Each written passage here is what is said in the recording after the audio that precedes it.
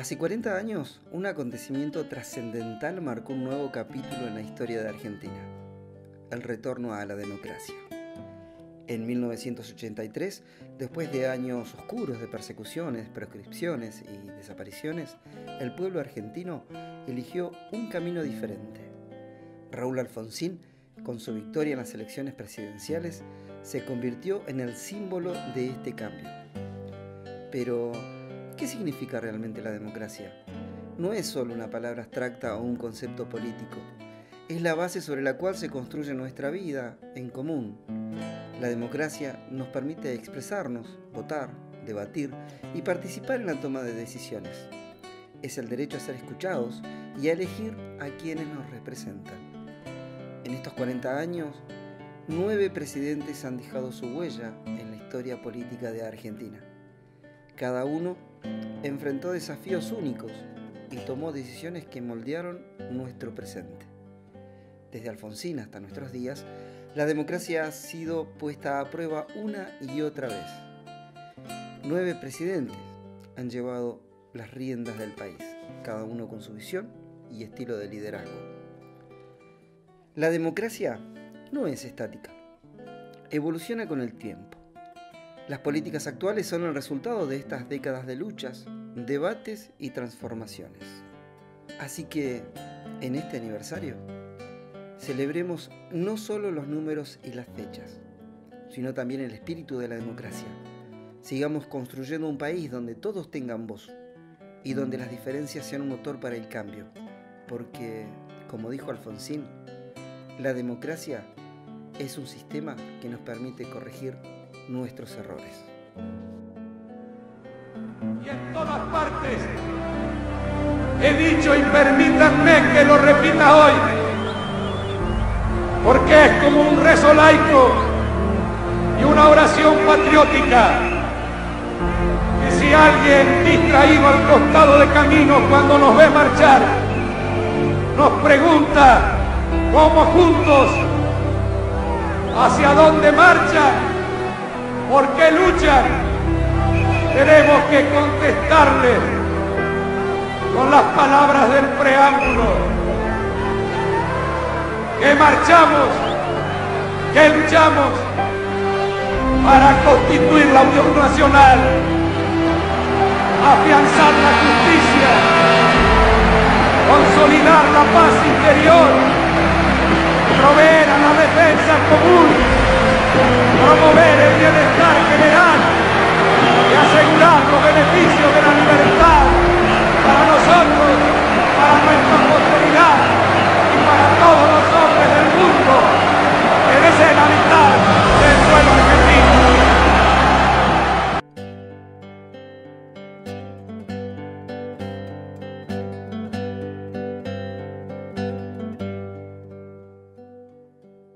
Había sido un largo y oscuro periodo. Años de dictadura militar habían dejado cicatrices profundas en la tierra de los gauchos y el tango. Pero el 30 de octubre de 1983, un rayo de esperanza atravesó los cielos argentinos. Las urnas se abrieron y el pueblo, con corazones palpitantes, depositó su confianza en la democracia. Las primeras elecciones democráticas en Argentina fueron un hito trascendental. Raúl Ricardo Alfonsín se convertiría en el presidente elegido por voto popular. Después de más de 7 años de oscuridad, asumió el cargo. No fue una coincidencia que su investidura se programara para el 10 de diciembre, el Día Internacional de los Derechos Humanos. Alfonsín sabía que la democracia no solo era un sistema político, era un faro de libertad, un recordatorio de que todos los ciudadanos eran iguales ante la ley y merecían voz en el gobierno. Desde entonces, Argentina ha mantenido su compromiso con la democracia. Durante las últimas 4 décadas, los ciudadanos han ejercido su derecho a expresar sus opiniones y preocupaciones sin temor a represalias. Las urnas han vibrado con la energía de la participación cívica y los líderes han surgido de las elecciones regulares. Durante los primeros años de este sistema de gobierno, los partidos considerados mayoritarios coexistían dentro de un marco político, pero la aparición de una tercera fuerza cambió el ritmo habitual. ¿Cómo interpretará a la democracia esta corriente partidaria?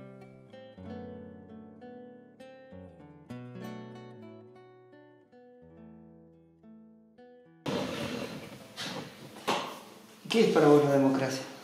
¿Ya estamos hablando? Sí. No, ¿qué es? Es una forma de vida y es un sistema político. Es el menos peor de los sistemas políticos.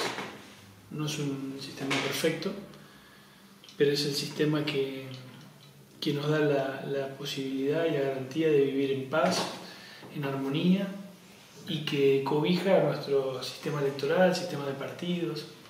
Quienes estamos en la vida pública buscamos representar, y cuando vos buscas representar al otro, poder estar en el ecosistema de los partidos políticos bajo un gran paraguas que es la democracia, parece que le da genuinidad a esa representación y le da legitimidad después. Te permite estar legitimado por el voto, un voto que en un sistema democrático es moneda corriente. Si no fuera así y fuera un sistema autocrático o autoritario de algún tipo o totalitario, sería mucho más difícil. Así que creo que yo además nací en el 73 y yo veo a mis hijos y amigos que nacieron ya en democracia. Es impresionante cómo asumen de una manera absolutamente natural, como debe ser, ¿no? Los derechos. Digamos, es un sistema, la democracia, que garantiza muchos derechos, y eso para los chicos, sobre todo, o los que han nacido del 83 para esta parte, me parece que es muy bueno. O sea que mayormente tu parte de vida sucedió en democracia. Sí. Eso... Y la mayor parte de mi vida me dediqué a la política. ¿Y te permitió hacer una búsqueda de lo que sucedía antes de la democracia? Sí, claro. Sí, porque vengo de una familia muy, muy política. Y mi padre fue funcionario de 73-76, con los miedos que eso significó cuando cayó el gobierno democrático. Mi madre también. Mis abuelos fueron de la resistencia peronista cuando no se podía, cuando el peronismo estaba proscripto en este país. Entonces, digamos, me crié con un diálogo de los domingos de la política. La política era moneda corriente en mi casa. Entonces, después me fui a estudiar ciencia política en Buenos Aires cuando terminé el secundario. Así que siempre tuve una búsqueda innata o natural o muy adentro mío de involucrarme en la política, en la cosa pública, en esto de la democracia. Del otro día hablábamos con unos veteranos de guerra, y decíamos que nuestra democracia es hija de Malvinas. Probablemente si ese hecho tan lamentable que fue el intento de recuperación de la mano de unos locos, si no se hubiera hecho como se hizo, y ese hecho lamentable por la cantidad de muertos en las islas y también en el continente, producto de suicidios y demás, un hecho doloroso para nosotros y una reivindicación que siempre hacemos sobre la soberanía de las islas. Si no hubiera ocurrido eso, probablemente el gobierno militar hubiera seguido un tiempo más. Entonces, Malvinas nos dio el trago amargo de no poder recuperarlas, pero nos dio también un envión para recuperar la democracia. Me parece que fue un llamado de atención a los argentinos de que con esta gente, con los militares, del modo que habían encarado el proceso bélico, puso sobre la mesa todas otras atrocidades y ya, digamos, como que la gente les perdió el miedo y hubo una presión social muy importante que terminó haciendo que llamen elecciones, ¿no? Que se reinstaure el proceso democrático. Un poco la historia de nuestro país está como polarizada. Uno puede hablar de River, de Boca, de Saavedra, de Moreno, sí, de peronistas, de radicales. A Alfonsín le tocó dar los primeros pasos de estos 40 años de democracia. ¿Vos creés que ha sido necesario ir corrigiendo cosas, que las cosas fueron dándose bien, que es necesario mejorar? ¿Cómo has visto la evolución de estos 40 años? Sin dejar de tener en cuenta estas visiones que podríamos, la primera grieta podríamos hablar de unitarios y federales, o probablemente irnos incluso más atrás. Nuestra joven democracia conlleva cultura política, ¿no? Cultura política y democrática. y tiene que ver con el relacionamiento que hace el ciudadano con a quienes ostentan el gobierno y administran el Estado. Y creo que ha sido un proceso positivo independientemente de la grieta o de estas visiones dicotómicas. Ha sido un proceso positivo porque la ciudadanía asume como natural la participación, como una cosa natural, es un derecho. Los sistemas electorales deben empezar a mejorarse. Nosotros ahora estamos de cara a una elección y la verdad que el sistema electoral es espantoso que tenemos. A mí me tocó presentar en la legislatura boleta única de papel 2 veces. Creo que es un sistema probado y muy bueno y muy efectivo para la ciudadanía. Y después hay elementos de la democracia semidirecta, como puede ser lo que en los consejos deliberantes una banca del vecino o un proceso de revocatoria. Es decir, se fueron agregando elementos que enriquecen nuestra democracia, de participación directa o semidirecta, digamos, ¿no? Y eso yo creo que es bueno, que nos termina dando más cultura política. Y si hay mayor cultura política, mayor discernimiento. Y vos fíjate lo que pasa de vuelta, independientemente de las miradas dicotómicas, cuando las oposiciones son de calidad, son buenas, y no son oposiciones berretas, digamos, que lo único que busca es destruir al otro, porque la oposición sana es la que quiere que al gobierno le vaya bien, no importa si después eso significa que no me tengan tanto en cuenta a mí como opositor, pero cuando la oposición es responsable y es de calidad, todo el sistema va para arriba, digamos. Todo el sistema democrático se enriquece. Y a veces va atado al resultado, digamos, al éxito de un gobierno, o a veces no. Pero en general el sistema se robustece y se hace más amigable con la ciudadanía. Hasta los 25 años, los primeros 25 de democracia, había una suerte de, no sé si decir convivencia, pero había, si se quiere, una suerte de armonía. Uno encontraba peronistas radicales. Cuando se cumplieron los 25 años fue Cristina Kirchner quien entregó una mención, un reconocimiento a Alfonsín. Usted llegó a presidente de la República Argentina luego de una larga vida de militante y de dirigente político. Y esto tiene un valor, el dedicarse con la vocación, con la pasión con la que usted ha abrazado la causa de sus ideas, como las llama, de su partido, de su fidelidad al mismo, pero fundamentalmente a sus ideas. Habla del merecimiento del homenaje. Pero además, como presidente, es usted, más allá de que usted lo quiera o no, el símbolo del retorno de la democracia a la República Argentina.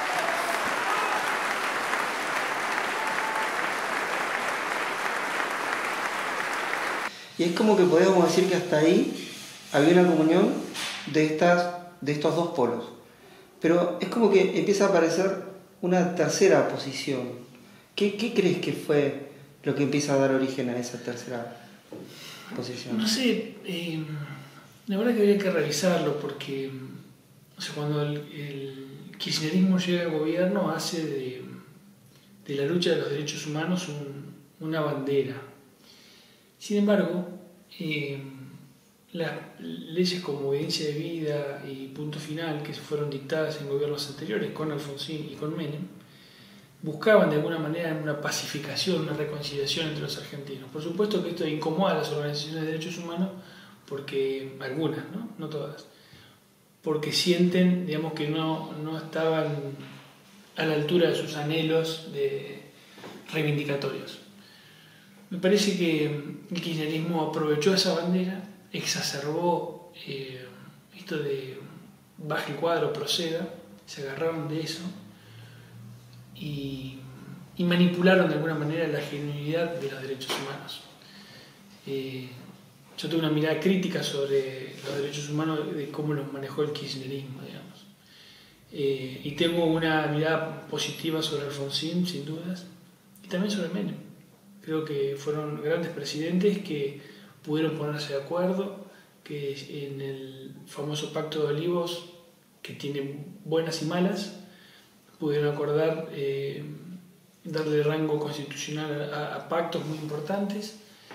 Y creo que, que será parte de un debate para poder debatir con objetividad siempre hay que como que salir y mirarlo desde afuera, ¿no?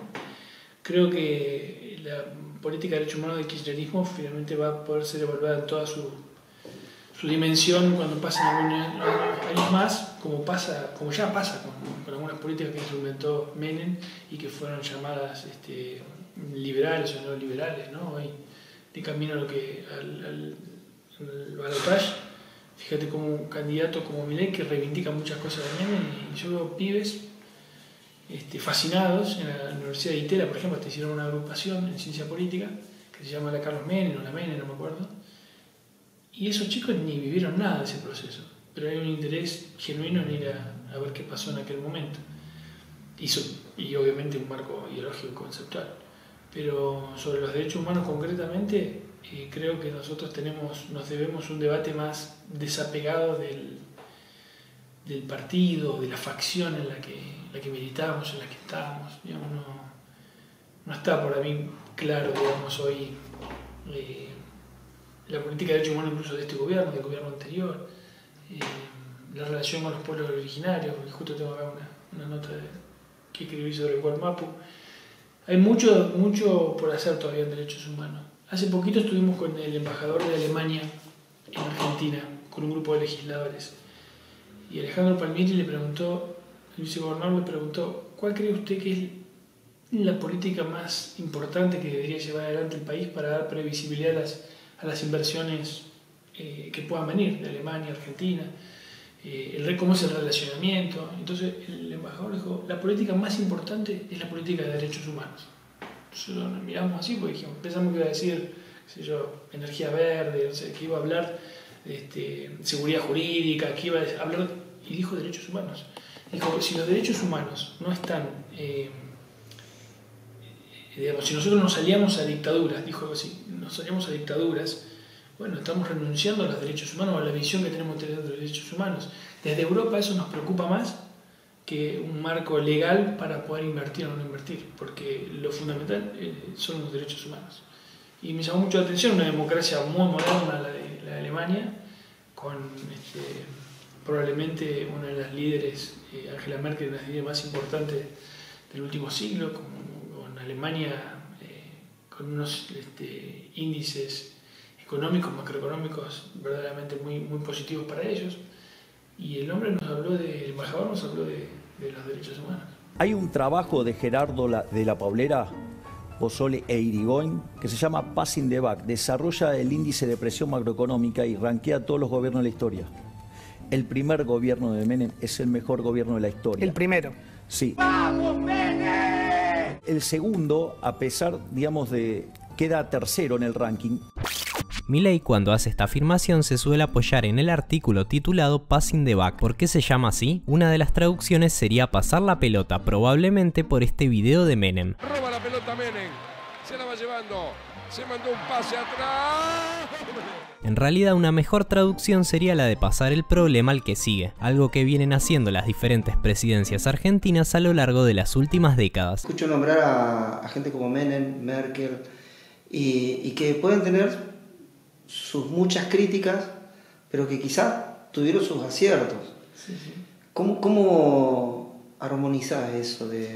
Trato de tener una mirada crítica, siempre el pensamiento crítico es el que te ayuda a crecer, en general, ¿no? Trato de tener un pensamiento crítico sobre las políticas de uno o de otro, digamos, no me quedo atado, no tengo ataduras dogmáticas, digamos.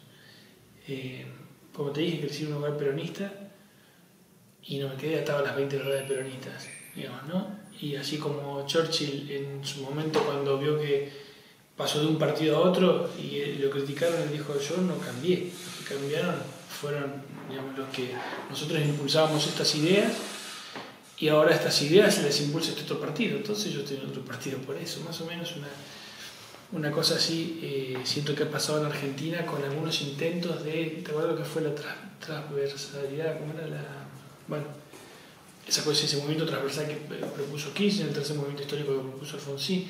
Hubieron muchos intentos de acomodar las reglas y de acomodar los partidos políticos a la coyuntura, y eso siempre tiene para mí una tiene un corto plazo, digamos. Porque lo que falta es esto, es poder desapegarse de la coyuntura para que pueda hacer cosas a largo plazo. Digamos, ¿no? Es complejo, pero es la complejidad que nos da la juventud de los 40 años de democracia. Digamos, probablemente si tuviéramos 200 años de democracia, si vos mirás Estados Unidos con todos los defectos que puede tener esa democracia, en 200 años de democracia, un presidente tuvo una affair con una secretaria y casi le cuesta la presidencia. O Trump, con lo que hizo en el Capitolio, y lo juzgaron y sufre una pena. Es decir, acá, una affair con una secretaria probablemente en nuestra joven democracia, con la cultura política que tenemos, con lo presidencialista que somos, con el culto al líder y demás, probablemente se transforme en un genio, digamos, ¿no? O sea, en el imaginario colectivo. Entonces, bueno, son diferencias que yo espero que cuando vayamos creciendo en años y en participación, nuestra democracia se enriquezca. ¿Cuál crees que sería el camino para que esta democracia se haga fuerte? Sí, la verdad que en algún momento tenemos que poder ponernos de acuerdo en 10 puntos, ¿no? A mí no me gusta, justo ahora en contexto electoral, hablar de los 10 puntos de acuerdo porque suena a la Unión Nacional y es algo que propone el candidato que a mí no me gusta. Pero debemos poder tener 10 puntos de acuerdo en algunas cosas. La educación, nos pasan algunas cosas muy profundas. La educación en este país fue más defendida por los padres organizados que por los distintos ministerios de educación. Los 190 días de clase que propusieron algunos candidatos creo que deberían ser una propuesta de todos. Y ahí hay una mirada, así vos hablabas de una suerte de individualismo, y he dicho acá esa suerte de individualismo con el mérito, digamos. El mérito, el camino del mérito no debe ser un camino culposo desde mi punto de vista, ¿no? Creo que el mérito es bueno, porque cuando vos te esforzás y peleás por ese mérito, lográs cosas que además después las volcás no para uno, sino para la sociedad, digamos, es decir, pasar de lo individual a lo colectivo, y eso me parece que está como en pugna hoy. Que si uno busca el camino del mérito es porque es un individualista, neoliberal y no sé qué. Pasan cosas raras en otras escuelas. Por ejemplo, estas trayectorias que se evalúan para pasar de año, la sensación que tengo y la información que tengo es que pasan y pasan y pasan de año. Entonces se dejó de exigirle a los alumnos como me exigieron a mí o probablemente te hayan exigido a vos, y eso creo que es malo para nuestro sistema democrático y educativo, porque la educación es fundamental en la democracia. Entonces creo que eso es malo, que son de las cosas que no importa de qué partido sea, deberíamos poder ponernos de acuerdo. El abanderado dejó de ser el abanderado porque tiene mejores notas. El abanderado si tiene buenas notas mejor, pero en general hacen una especie de comité y eligen el abanderado. Probablemente en mi colegio, yo fui a colegio del 16, el abanderado probablemente hubiera sido el más canchero, el más piola, ¿viste?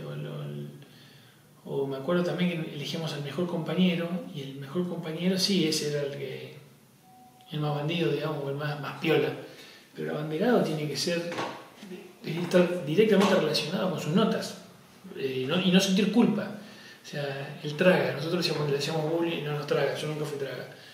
Y le decíamos bullying, digo, porque el traga estaba en una situación incómoda a veces. Y era bueno la crueldad de los chicos, pero el traga terminaba siendo el abanderado, digamos. Nadie le quitaba ese cetro por ser el canchero del curso. Y eso pasa ahora en nuestra escuela y creo que es malo.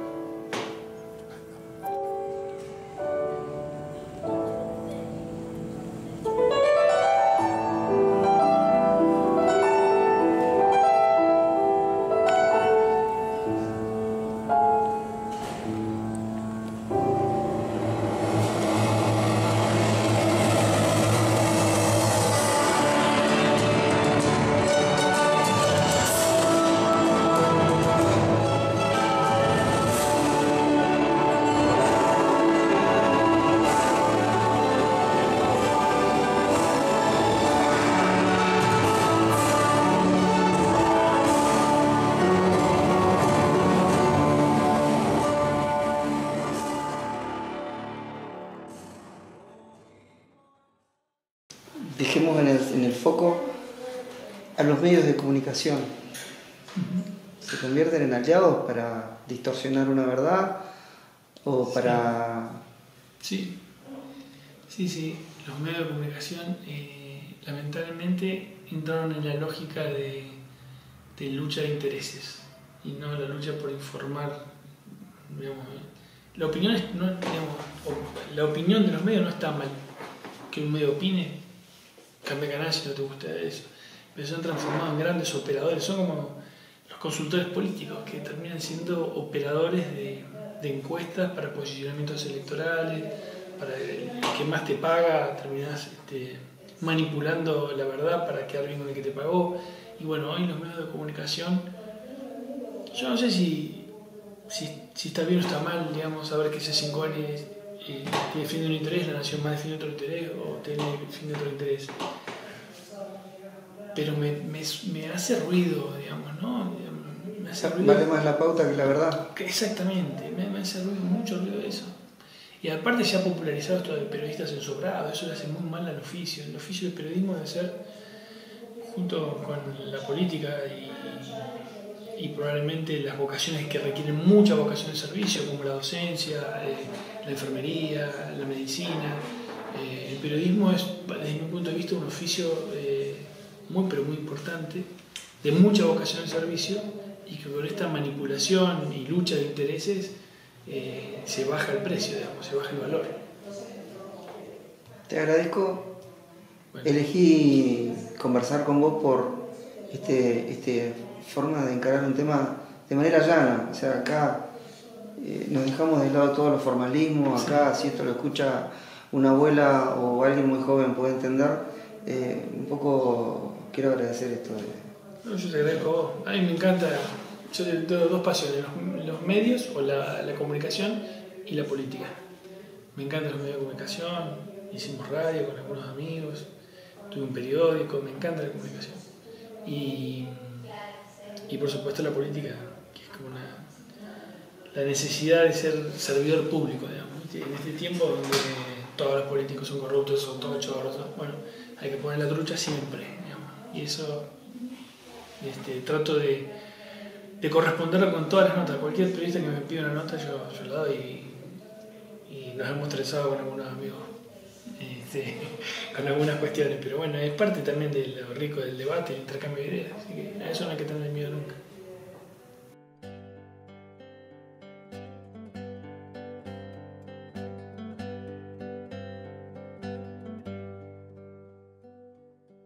La democracia no es solo un sistema. Es un pacto entre el pueblo y su nación. En estos tiempos turbulentos, cuando las frases olvidadas resurgen y las voces se alzan, la democracia sigue siendo un faro. A pesar de los desafíos políticos, Argentina se aferra a sus valores fundamentales. La libertad y la igualdad son los pilares sobre los que se construye un futuro mejor para todos. Pero no todo ha sido un camino de rosas. Hubo momentos en que algunos intentaron imponer la idea que el Estado siempre se equivocaba. Privatizaron empresas y los intereses extranjeros se entrelazaron con los recursos naturales del país. Sin embargo, la democracia resistió. El pueblo recordó que su voz era su mayor tesoro y que juntos podían moldear un destino más justo.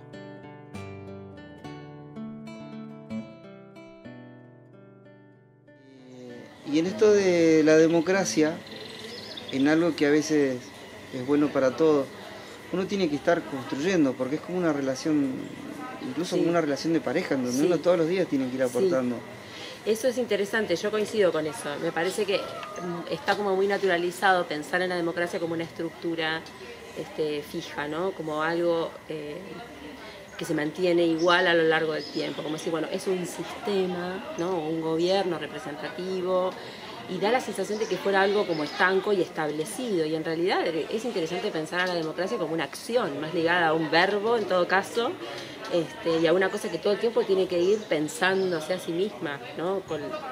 Teniendo en cuenta, digamos, ir resignificándose para ser cada vez más representativa, porque en general, si uno piensa en la democracia en los términos de pensar en un Estado siempre es un término que constriñe, o sea, hay muchos que quedan afuera del Estado, de lo que el Estado propone como estructura. Y ese es el sentido para mí de la democracia, ¿no? Estar alerta y pendiente de aquellos que quedan afuera, de aquellos que son marginados, de los que son por ahí más débiles o están en una situación de vulnerabilidad. Entonces, lo interesante del ejercicio de la democracia es siempre pensar en el otro. Hay un autor que a mí me gusta mucho que se llama Jacques Derrida, es un filósofo contemporáneo que ha pensado mucho cuestiones de política, y él dice: la democracia es el otro, ¿no? Siempre es para el otro la democracia, porque tiene que estar pendiente de aquellos que no llegan a estar dentro de esa estructura, velar por los intereses del otro. Por eso es cuando creo yo que en ciertos momentos hay crisis, ¿no?, de democracia. Que creo que es uno de esos momentos de inflexión. Estamos en una situación política coyuntural, digamos, de nuestro país, en donde está en riesgo serio, digamos, la democracia. Y yo creo que ahí tiene que ver con haber perdido el registro del otro, haber perdido la conciencia del otro y estar pensando solamente en uno, ¿no?, en los intereses propios, en si a mí me va bien o no me va bien. Y entonces tomo las decisiones pensando únicamente en mis intereses, en mis necesidades y en las consecuencias que esas acciones pueden traer para mí. Y me pierdo de vista al otro. Y ahí es donde falla la democracia y da lugar a que surjan estos pensamientos disfrazados de libertarios, ¿no?, de libertades. Había un tiempo en que la militancia era más que un término político, era una acción, un compromiso. Los militantes tocaban puertas, se adentraban en casas humildes, escuchaban las necesidades de la gente. Las mesas en las esquinas céntricas eran puntos de encuentro, donde los volantes se intercambiaban por sonrisas y conversaciones. La política era un trato entre personas, una oportunidad para entender y ser entendido. Pero estos días parecen haberse desvanecido. Las redes sociales han tejido una nueva realidad. Ahora, un candidato se mide en likes, en la cantidad de corazones digitales que su mensaje recibe. Las propuestas, los planteos han quedado relegados. La interacción se ha vuelto efímera, virtual. Las calles, antes llenas de fervor, ahora resuenan con el estruendo de bocinas de autos que celebran sin pies sobre el asfalto. El mundo digital dijo presente. Pero la pregunta hace base en analizar: ¿informa o manipula?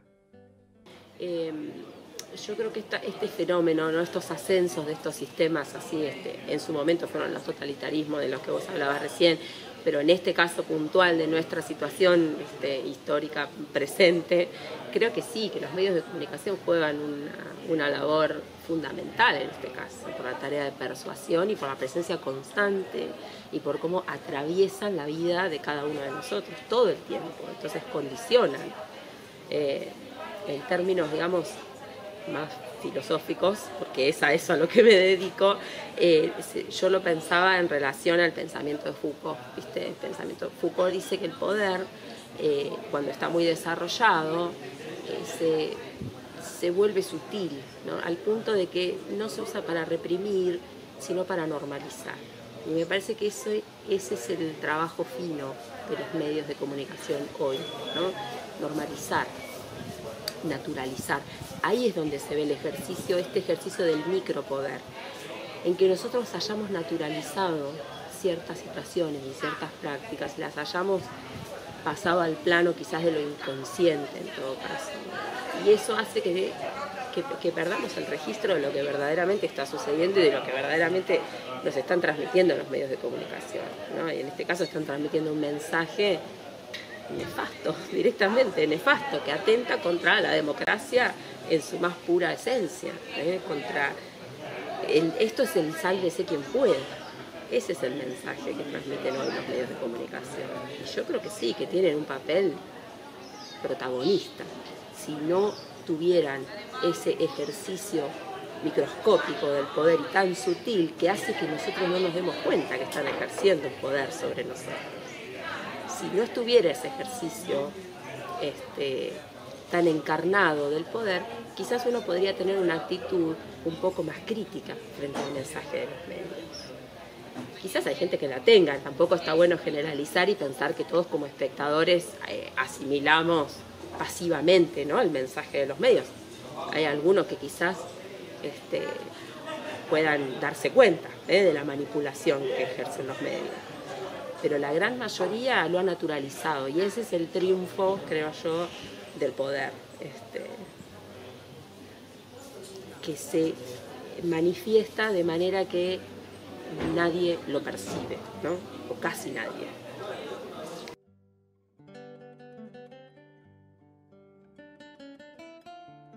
¿Hemos cambiado tanto como sociedad?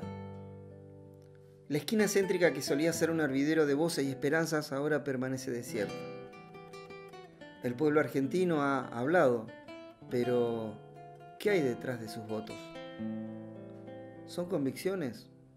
¿Son castigos? Nadie lo sabe con certeza.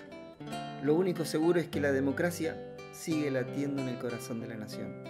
Siempre la historia argentina tuvo generalmente dos posturas, River, Boca, peronistas radicales, sí, Avellaneda, Moreno, sí, por el lado que siempre fueron dos las veredas y que en algún punto convivieron. A los 25 años de democracia, Cristina Kirchner le entregaba un reconocimiento a Alfonsín y si bien había una polaridad, había un respeto, una convivencia.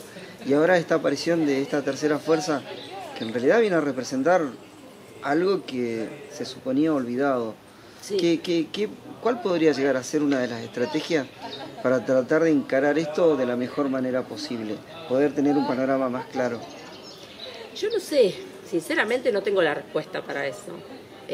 Sí entiendo la situación, o sea, comparto lo que decís, que esta tensión entre estas dos fuerzas opositoras, sea lo que sea River, Boca, sea peronistas radicales, es algo que nos conforma como sociedad, me parece, y más allá de nosotros como sociedad, esta dualidad nos conforma como humanidad, ¿no? Me parece que todo el tiempo nosotros nos estamos debatiendo entre lo que somos y lo que quisiéramos ser, o entre lo que nos gusta y lo que no nos gusta, incluso al interior, digamos, de nosotros mismos, ¿no?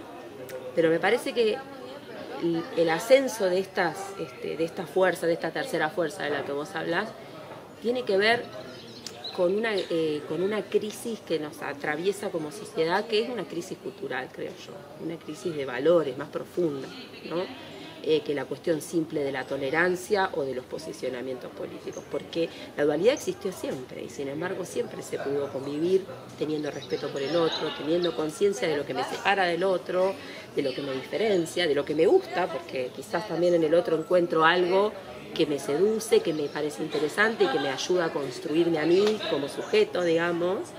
Pero en este caso creo yo que esto responde a una crisis así de conciencia profunda, de haber perdido el registro del otro y de haber perdido el sentido de respeto por el otro.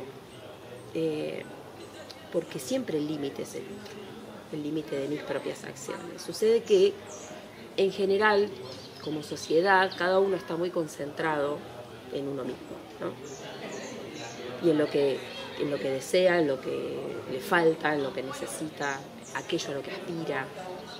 Y en esa pérdida de noción del otro me parece que se cimenta la posibilidad de que exista una fuerza como esta de la que hablamos, digamos, que representa o encarna efectivamente el sálvese quien pueda, lo único que importa soy yo, los demás que hagan lo que puedan, ¿no? Por eso me parece que es posible el surgimiento o el resurgimiento en realidad de estructuras políticas como esta, ¿no? Porque se ha perdido el registro del otro y se ha perdido esta idea de que mis acciones tienen como límite la existencia del otro, el cuidado del otro, la integridad del otro. No se puede andar por la vida simplemente pensando en uno, ¿no? Creo yo que esa es una de las posibilidades que explican este fenómeno. Después habrá cuestiones económicas y demás que son más micro que seguramente también tengan relevancia. Yo no me dedico a eso, digamos, no es mi campo de estudio y no lo conozco, entonces sería imprudente, digamos, de mi parte buscar una explicación por ahí. Pero también haciendo referencia a las cuestiones de la crisis económica y demás, me parece que últimamente como sociedad le hemos dado a la cuestión económica también una relevancia que no debe tener, ¿no? Me parece, porque en nombre de las decisiones económicas y de las crisis económicas se dejan de lado otras cuestiones que tienen que ver con lo cultural y con la humanidad en sí, digamos, con lo que nos hace seres humanos, que se pierde. Vos fíjate que esta propuesta de ultraderecha, ¿sí?, hace el foco únicamente en las cuestiones económicas, como si como individuos o como sociedad fuéramos únicamente una economía y no tuviéramos ningún otro aspecto que necesitáramos atender y que necesitáramos repensar, ¿no? O cuidar. Reduce solamente a la cuestión económica. Eso también es peligroso, porque uno como humanidad es mucho más que su desempeño en el ámbito de lo económico y sus necesidades, que son súper válidas también, ¿no? Pero que por ahí es mezquino hacer una mirada únicamente desde ese lugar. Me da la impresión que como sociedad y como integrantes de la sociedad muchos se han perdido de vista a sí mismos. Sí, totalmente, sí, porque entras en una vorágine determinada únicamente por estas cuestiones, de ir atrás de lo que se supone que debes tener. Ahí entran en juego un montón de otras cuestiones que tienen que ver con construcciones culturales, que creo que alguna vez lo hemos conversado, ¿no? Sobre lo que se supone que nos hace felices. Primero, el hecho de pensar que todos tenemos que conducirnos hacia el mismo lugar y con el mismo objetivo en la vida, para ser felices, ¿no? Yo a veces hago el chiste de que la felicidad está un poco sobrevalorada, ¿eh?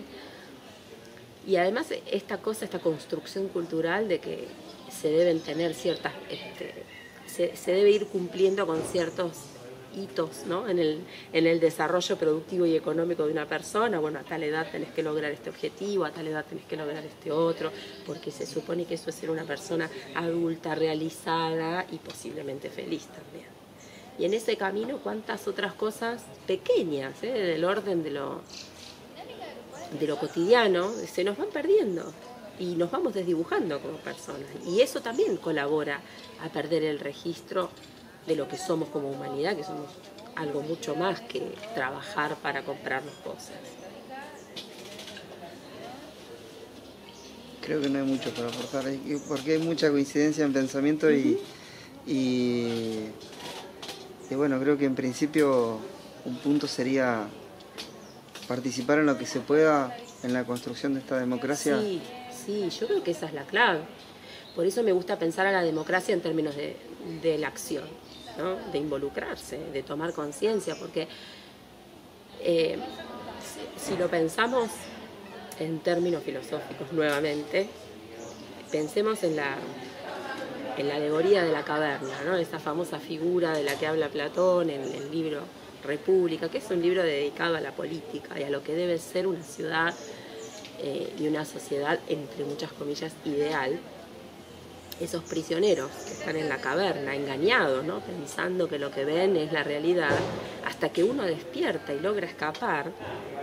El punto, la pregunta más importante en ese relato es: ¿qué vas a hacer ahora que te enteraste que todo eso que pensaste que era verdad no lo era, ¿no? O que al menos había otras formas de verdad aparte de esa que vos conocías, sabiendo que hay un montón de gente que quedó ahí prisionera. ¿Qué vas a hacer? ¿Te vas a ir y vas a hacer la tuya tranquilo porque lograste salir? ¿O vas a pensar en el resto, ¿no? Y vas a volver y vas a tratar de contarles a los demás cómo son las cosas, que hay otras posibilidades. Entonces, eso habla de la conciencia del otro y de la responsabilidad en el cuidado del otro. A eso se refiere un poco, ¿no? El cuidar al otro. Si vos sos consciente de que hay otras posibilidades, otras verdades, otras herramientas que te ayudan a ser un poquito más libre, las vas a compartir o no, vas a pensar en rescatar al resto o no. Después, ¿qué hace el resto? Si te va a creer, si va a pensar que estás loco, eso es problema del resto. Pero digo, yo creo que lo fundamental para construir la democracia es volver ahí, a rescatar a los que quedaron adentro, no irte solo. Nadie se salva solo. No, nadie se salva solo, por supuesto que no. Por supuesto que no. Además no tiene sentido. La vida en sociedad y formar parte de una cultura implica estar en vínculo constante con un otro, ¿no? Las flores y los cardos crecen juntos en el mismo campo. Así también, en la diversidad de opiniones y en la lucha por un futuro mejor, la democracia florece. Acompañaré la decisión popular esperando que la esencia de este sistema se mantenga intacta, porque al final del día, todos somos parte de este tejido democrático.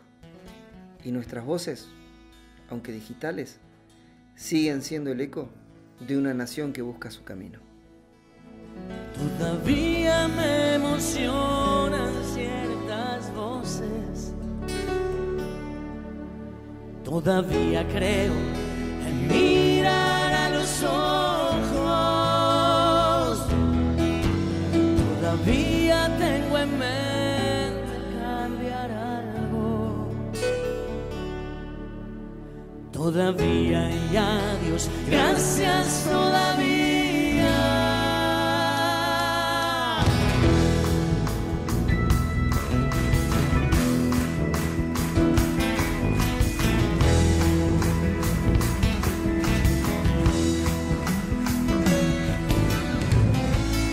Como decía un catalán, voy tratando de crecer y de sentar cabeza. Vive de barrio un buen tropero en la partida, miembro más del circo desesperado, un punto en un planeta, un bicho que camina. Oh, suenan los acordes de una guerra en si bemol sin ninguna melodía. Una mamá le pone nombre a su machito y así las flores crecen junto a los cardos y derrotan las tormentas y se caen y levantan. Todavía me emocionan ciertas voces. Todavía creo en mirar a los ojos. Todavía tengo en